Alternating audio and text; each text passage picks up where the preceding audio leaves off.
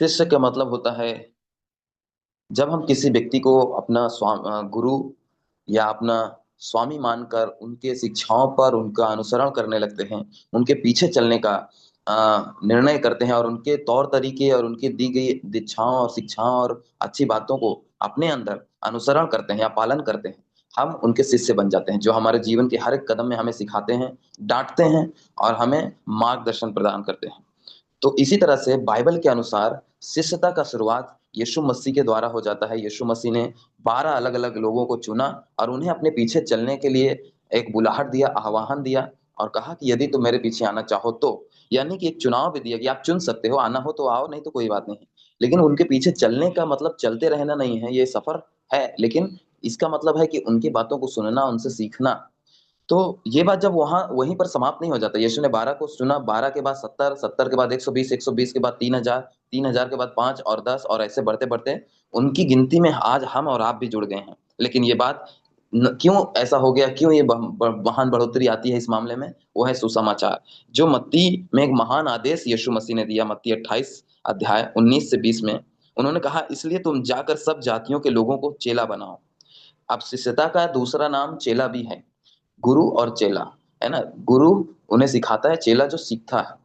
अब यीशु ने कहा, तुम सब जातियों को चेला बनाओ। किसका चेला बनाओ? बहुत सारे लोगों ने बहुत सारी ऐसी शिक्षाओं में लोगों को सिखाया जहाँ पर उन्होंने खुद का चेला बनाया है। लेकिन यहाँ पर खुद का चेला बनाने की बात नहीं किया जा रहा है, बल्कि मसीह के शिष्य बनाने की बात किया जा रहा है। और अगर आप एक अच्छा अगुवे या एक अच्छा प्रचारक या आप एक अच्छा शिक्षक हैं, तो वो शिष्य आपको भी समझते हैं कि हमारे लिए यीशु के बाद हमारा गुरु कौन हो सकता है। लेकिन ये वचन कहता है, इसलिए तुम जाकर सब जातियों के लोगों को शिष्य बनाओ, चेला बनाओ और उन्हें पिता, पुत्र और पवित्र आत्मा के नाम से बपतिस्मा दो और उन्हें सब बातें जो मैंने तुम्हें आज्ञा दी है मानना सिखाओ। देखिए यहाँ पे जो शब्द है मानना सिखाओ, जो आज्ञा, ये यीशु मसीह ने अपने शिष्यों से कहा कि वो औरों को शिष्य बनाएं। लेकिन जो बातें मैंने तुम्हें सिखाई और तुम मुझसे मानने लगे हो, वही तुम उन्हें भी सिखाना, है ना?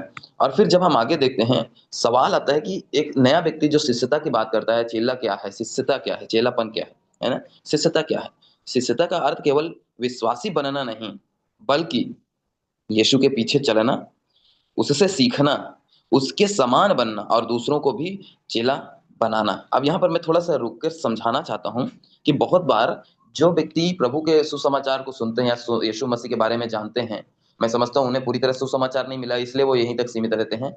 वो होते हैं जो ये मानते हैं कि यीशु सच में प्रभु है, वो प्रार्थनाओं में बैठते हैं, दान-दशमांश करते हैं और दूसरे से प्रार्थना की माँग करते हैं, कहीं पे सेवा के लिए भी जाते हैं। लेकिन उनमें से बहुत बार वो अपने जीवन के फैसलों में आगे बढ़ जाते हैं और प्रभु को पीछे छोड़ देते हैं।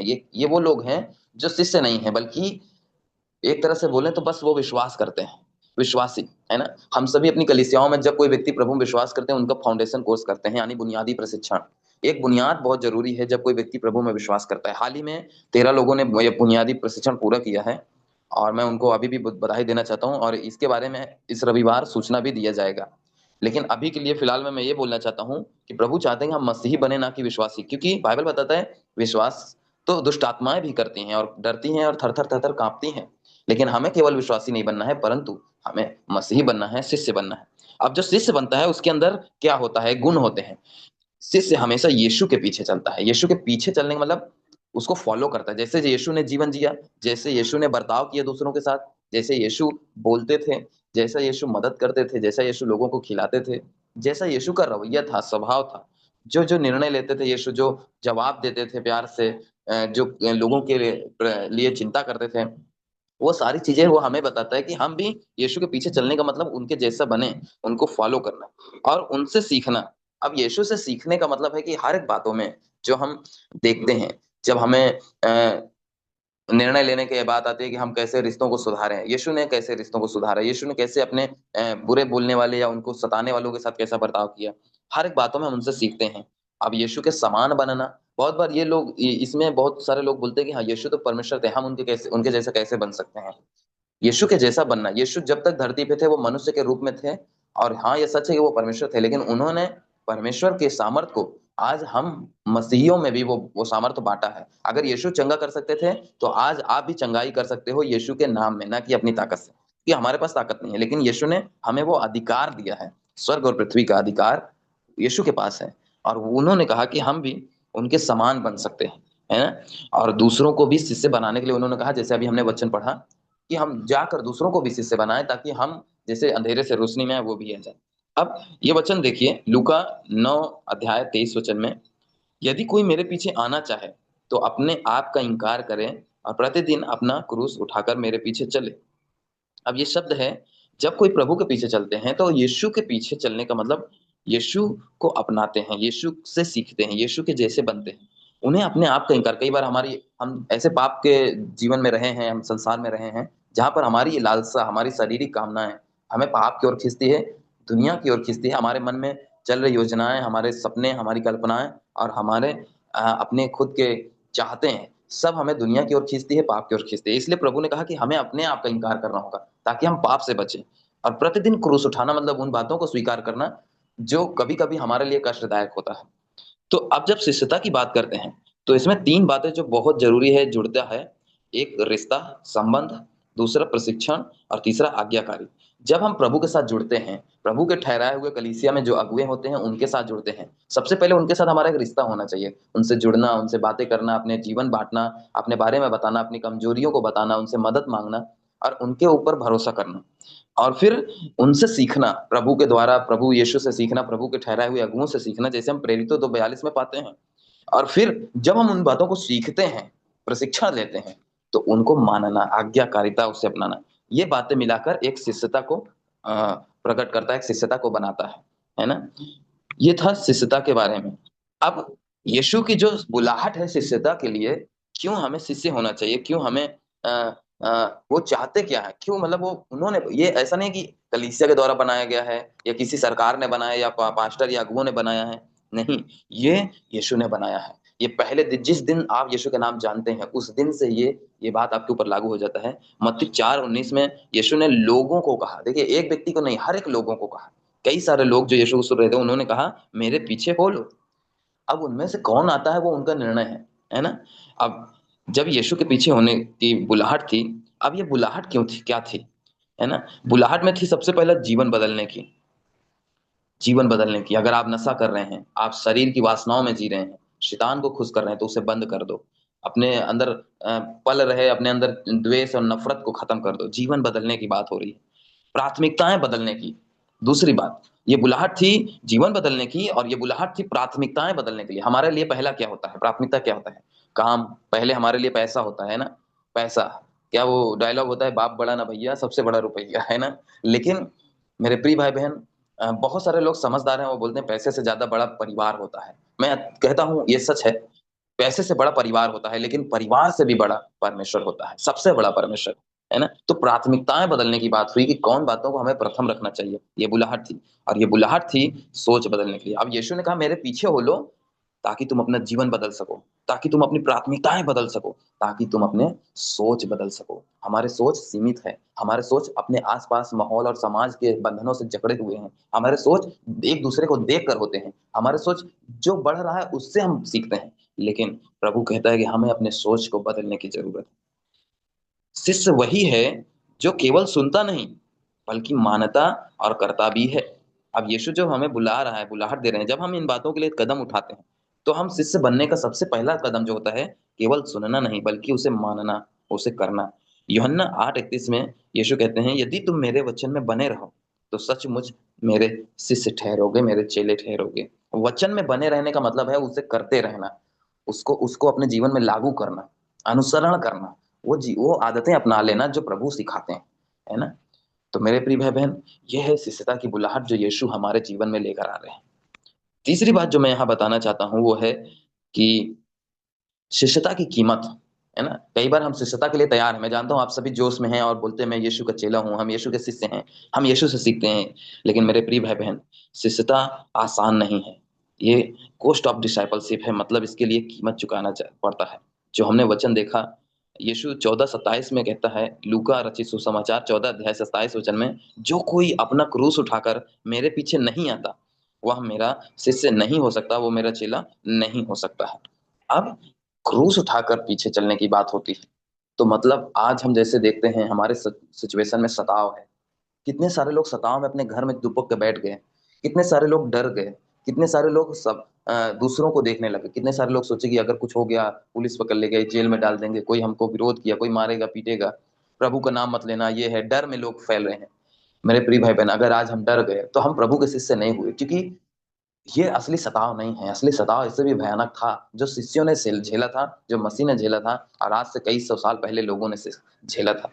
पर ना सिर्फ यही, बल्कि कई बार हमारे परिवार के लोग हमारा विरोध करेंगे, कई बार हमारे अपने हमसे रूठ जाएंगे, हमारे दोस्त हमसे बात करना बंद कर देंगे, हमारे व्यापारी हमसे बिजनेस करना बंद कर देंगे, हमारे जो जहां हम नौकरी करते हैं वो नौकरी से हमें निकाल सकते हैं। मसीह के लिए हमें क्रूस उठाना होगा। ये शिष्यता का सबसे पहला और मजबूत, हमें मजबूत बनाने वाला एक इकलौता वो चीज टूल है, जो हमें अपना लेने की जरूरत है। अगर हम क्रूस उठाकर प्रभु पीछे नहीं चलते हैं, तो हम उसके चेले नहीं हैं, है ना? थोड़ा सा हमें कोई बोल दिया, कोई डांट दिया और हम पीछे बैठ जाएंगे, हम हार मान लेंगे। थोड़ा सा घरेलू समस्याएं आ जाएंगी, थोड़े से पैसों की समस्याएं आ जाएंगी, थोड़े से रिश्तों में तनाव हो जाएंगे और हम हार मान लेंगे। हम बोलेंगे नहीं, मैं नहीं आऊंगा, तुम ही चले जाओ, कोई और को भेज दो, मैं नहीं आ सकता। तो वो यीशु का शिष्य नहीं हो सकता है। देखिए, यीशु की ये जो शिष्यता की बात हो रही है, उसकी कीमत में न सिर्फ इन्हीं बातों का, बल्कि कौन बातें हैं जो हमें छोड़ना है, चीजों को समझना है। इसकी कीमत है अपने अहंकार को छोड़ना। सबसे पहले, अहंकार का मतलब घमंड है। कई बार कोई भी व्यक्ति से पूछोगे कि आप घमंडी हो, तो कोई भी व्यक्ति नहीं बोलेगा मैं घमंडी हूँ। लेकिन अगर कोई से पूछोगे कि आपको कोई कभी किसी के बात को बुरा लगता है, आपका हस्बैंड, आपकी वाइफ, आपके बच्चे, आपके माता पिता या आपके लोगों ने कुछ ऐसा बात बोल दिया जिससे आपको बुरा लग गया, आपके दिल को ठेस पहुंच गया, वो है अहंकार। जब आप लोगों की बातों से दुख चोटिल हो जाते हैं, आपके दिल को ठेस पहुंचता है, मतलब आपके दिल के कोने में अहंकार है। कहते हैं ना, ईगो हर्ट हो गया है मेरा, मतलब मेरे अंदर एक अहंकार है। जिस दिन आपके लोगों आप लोग आपको गाली दें, बुरा भला कहें, कितना भी कुछ कहें, और आप मुस्कुराएं और आप फिर भी उनसे उतना प्यार करें, बल्कि पहले से ज्यादा प्यार करें, मतलब आपके अंदर अहंकार नहीं है। ये है क्रूस उठाना। अपनी इच्छा नहीं, परमेश्वर की इच्छा। जैसे इस रविवार हमने संदेश को सुना कि हमें अपनी इच्छा को परमेश्वर के सामने समर्पण करना है और प्रभु की इच्छा को अपना लेना है। ये शिष्यता का हिस्सा है, कीमत चुकाना पड़ता है। और कभी कभी त्याग और कष्ट भी उठाने पड़ते हैं। जैसे हमने सताव की बात किया, जैसे हमने विरोध की बात किया, बहुत तकलीफ हो सकता है। कई बार हम हमारे लिए बहुत मुश्किलें हो जाती हैं, मैं एक्सप्लेन नहीं कर सकता। जैसे कि एक समय ऐसा था जब मैंने एक डिसाइपलशिप में मैंने बताया कि हमारा सफर क्या था, कैसे मैंने शिष्यता की शुरुआत किया। कई बार आप सुबह निकलते हैं और शाम को घर आते हैं, इसलिए निकलते हैं कि जाकर लोगों से मिलें, बात करें, घरों में जाकर उनके लिए प्रार्थना करें, यीशु के बारे में बताएं। और इस दौरान कई बार आप ठंड में होंगे, कई बार आप जलती धूप में होंगे, कई बार आप बारिश के समय होंगे भीगते हुए, कई बार आप बिना खाए पिए भूख होंगे और कोई आपको भोजन के लिए भी नहीं पूछेंगे। ऐसे बहुत सारी बातें जो फिजिकली, ये शारीरिक है। कई बार आपको टेंशन होंगे, तनाव होंगे कि मेरे खुद के जीवन में संघर्ष है, फिर भी मैं प्रभु के बारे में लोगों को कैसे बताऊं। सोच में समस्याएं होंगी। कई बार आप आपके अंदर चल रहे कुछ युद्धों को देखेंगे, लेकिन उन सब चीजों को सहते हुए प्रभु के लिए कार्य करते रहना है। लेकिन कीमत के साथ यीशु कहते हैं महान महान प्रतिफल है। ये भी है जो हम ना भूलें। हमेशा जो शिष्यता की कीमत है, उसके बाद हमें एक बड़ा प्रतिफल जो हमारे लिए प्रभु तैयार करके रखता है। मैं चौथी बात जो मैं यहाँ बताना चाहता हूँ कि एक सच्चे ईमानदार शिष्य के गुण क्या हैं, उस चेले को गुण क्या होते हैं, जो मैं 3 बातों को यहाँ पर हाइलाइट किया हूँ। पहली बात जो है प्रेम। यूहन्ना 13:35 यीशु कहते हैं, यदि तुम एक दूसरे से प्रेम रखोगे, तो इसी से सब जानेंगे कि तुम मेरे चेले हो। प्रेम होना बहुत जरूरी है ना? एक दूसरे से प्रेम का मतलब होता है कि एक दूसरे की परवाह करना, अपने से हित की नहीं परंतु दूसरों के बारे में सोचना, और तकलीफ उठाना, एक दूसरे के लिए तकलीफ उठाना, अपनी खुशी के लिए नहीं पर दूसरों के दुख में शामिल होना बहुत जरूरी है। दूसरी बात जो है वो है आज्ञाकारिता। अगर आपके अंदर आज्ञाकारिता नहीं है, आप सुनकर हाँ हाँ कर दिए और वो किए ही नहीं, तब तो आप कभी भी यीशु के शिष्य नहीं हो सकते हैं। यूहन्ना 14:15 कहता है, यदि तुम मुझसे प्रेम रखते हो तो मेरी आज्ञाओं को मानोगे। और कोई बात नहीं है, अब मैं इसमें एक्सप्लेन नहीं करूंगा। आप खुद अपने बारे में सोचो, कितने आज्ञाओं को मैं मानता हूँ, हमारे अगुओं की आज्ञाओं को, हमारे यीशु की आज्ञाओं को हम कितने बार मानते हैं। तीसरी बात जो है फलवंत जीवन, है ना? यूहन्ना 15:8 कहता है, इससे मेरे पिता की महिमा होती है कि तुम बहुत फल लाओ। पिछले कई दिनों में आप मसीह के सेवक रहे होंगे या प्रभु के पीछे चलना शुरू किए हों। मैं उस भाई से बोलना चाहता हूँ जिसने सिर्फ 6 महीना हुआ जिसे प्रभु में आए, उस भाई से लेकर जिसे 30 साल हो गए प्रभु में, उस व्यक्ति तक के अपने जीवन की ओर झांको और देखो क्या आपके जीवन में फल आ रहे हैं। क्या आपका सोच, आपका जीवन बदल रहा है? क्या आपकी प्राथमिकताएं बदल रही हैं? क्या आपके रवैये बदल गए हैं? क्या आपके अंदर एक नया मनुष्य तो पैदा हो गया है? क्या आप यीशु के जैसे दिखने लगे हैं? जब आपके अंदर इन बातों की चीजें आ गई हैं, जहाँ आप प्रेम करने लगे नफरत के बजाय, जहाँ आप दया दिखाने लगे, जहाँ आप अपने अहंकार, अपने अपने ओहदे को नीचे रखकर झुक कर छोटा बनने को तैयार हैं, तकलीफ उठाने को तैयार हैं, सुविधाओं की ओर नहीं परंतु तकलीफों की ओर प्रभु के लिए चलना, इन बातों के लिए जब आप तैयार होते हैं, आपके जीवन में फल आने लगे हैं। अब ये मैं कहना चाहता हूँ, आपके जीवन में फल आने लगे हैं। लेकिन अगर आज भी आप वही व्यक्ति हैं जो वे पहले थे, छोटी सी बात में गुस्सा हो जाना, छोटी छोटी बातों में अपने आप को उन बुरे कामों में फंसा देना, दुनियावी बातों को प्रभावित करना और लोगों की बातों को सुनना, कोई व्यक्ति क्या सोचता है इस बारे में सोचना, इन सब बातों में अगर आप हैं, तो मेरे प्रिय भाई बहन, यीशु से जुड़ जाइए। यीशु ने कहा जो डाली मुझ में बनी रहती है वो बहुत सारा फल लाती है। पांचवी बात जो है मैं यहाँ बताना चाहता हूँ, शिष्यता और चरित्र का निर्माण, ये मेल जोल है। कभी भी जब आप शिष्यता में बढ़ते हैं, एक चरित्र का निर्माण होता है। परमेश्वर केवल हमारी सेवकाएं नहीं, हमारा चरित्र बनाता है ना। जब हम प्रभु के पीछे चलने लगते हैं, एक शिष्य बनते हैं और उसकी सेवा में जुड़ जाते हैं, प्रभु ऐसा नहीं कि वो हमारे सेवा को देखता है हम कितना अच्छा सेवा करते हैं, बल्कि वो हमारे जीवन को भी सेवा के ऐसे बढ़कर देखता है कि हमारा चरित्र क्या उसके जैसा है कि नहीं। आप सोचो कि अगर मैं कलीसिया में सबको बहुत प्यार से खाना खिला रहा हूँ और घर में अपनी वाइफ को, अपनी बीवी को थप्पड़ थप्पड़ मार रहा हूँ, या फिर अपने बच्चों को बुरा भला बोल रहा हूँ, या फिर अपने दूसरे कामों में चिड़चिड़ापन में हूँ, बुरे काम को अपनाता हूँ, नशा करता हूँ, यानी कि हमारे दोहरे जीवन में अगर हम जी रहे हैं, तो प्रभु चाहता है कि आप ऐसे शिष्य बने जहां पर आपका चरित्र निर्माण हो। रोमियो 8 अध्याय 29 में पौलुस लिखते हैं, ताकि वे उसके पुत्र के स्वरूप के समान ठहरें। अब शिष्यता जो है हमें नम्र बनाती है, पवित्र बनाती है और विश्वास में स्थिर करती है। ये है शिष्यता। जब शिष्यता में आप नहीं जाओगे, है ना, सवाल क्यों हम शिष्य बने? भाई हम प्रभु में विश्वास करते हैं, काफी जरूरी कि हम सब चेले बन जाए। प्रभु आपको शिष्य बनाकर वो अपना काम नहीं करवाना चाहता है। प्रभु का काम तो दुनिया की सारी कायनात कर सकते हैं, है ना। प्रभु अपना काम तो कैसे भी करवा सकता है, लेकिन आप या हम इस लायक नहीं है कि हम प्रभु के काम को आगे बढ़ा सकते। प्रभु हमें इस लायक बनाता है, लेकिन वो हमें शिष्य इसलिए बनाता है ताकि हम एक अच्छा चरित्र का निर्माण कर सके। और जब हम शिष्यता में बढ़ते हैं, शिष्यता हमें नम्र बनाती है, क्योंकि अगर हम यीशु के चेले हैं तो सबसे पहले हमें नम्र बनना है। शिष्यता हमें पवित्र बनाती है, क्योंकि अगर हमें यीशु के जैसा बनना है तो हमें भी पवित्र बनना है। और विश्वास में स्थिर करती है, यानी एक शिष्य मुसीबत में भी अपने विश्वास से हिलता नहीं है, इसलिए उस व्यक्ति का शिष्यता में एक चरित्र का निर्माण होता है। और आगे शिष्य बनाने की जिम्मेदारी जो प्रभु ने हमें दिया है वो कैसे है? देखिए, शिष्यता व्यक्तिगत नहीं रुकती है ना, कि अब आप शिष्य बन गए, बात खत्म, अब और कोई, है ना, कोई और बनेगा। अब कि कौन बनाएगा मालूम नहीं, वो भी किसी दुकान में जाएगा, शिष्यता खरीद लेगा, मिल जाएगा, है ना। ऐसा नहीं है, ये आगे बढ़ती है और बढ़ती रहती है। दूसरा तीमुथियुस 2:2 कहता है, जो बातें तूने मुझसे बहुत गवाहों के सामने सुनी, उन्हें विश्वास योग्य मनुष्यों को सौंप दे।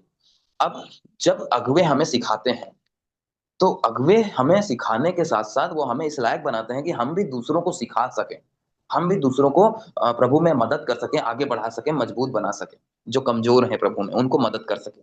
तो इस तरह से शिष्यता बनाने, शिष्य बनने की जो जिम्मेदारी है, बनाने की जो जिम्मेदारी है, वो हर एक शिष्य के अंदर आ जाती है।